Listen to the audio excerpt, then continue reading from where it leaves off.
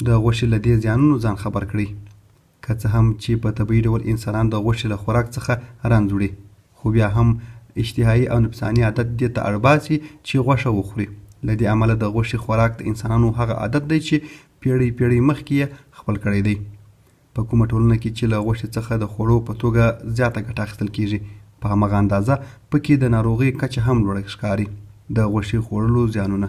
د غوښې زیانونو ته که پام وشي په یوه وړوکې لیکنه کې یې ځایول شونې نه ده، خو له ځینو یې دلته یادونه کوو.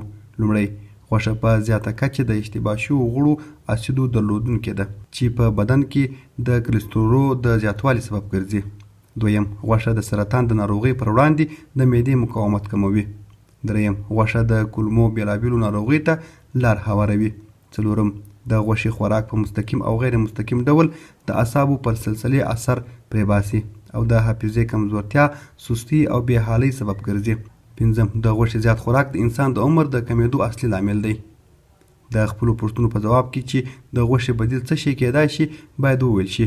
څېړنو ثابته کړې د دې لپاره چې انسان روغ وجود او اوږد عمر ولري، ښه ده چې د غوښې پر ځای له سبزیجاتو او حبوباتو ګټه واخلي، ځکه ګټه یې ډیره او لاسته راوړل یې اسانه دي.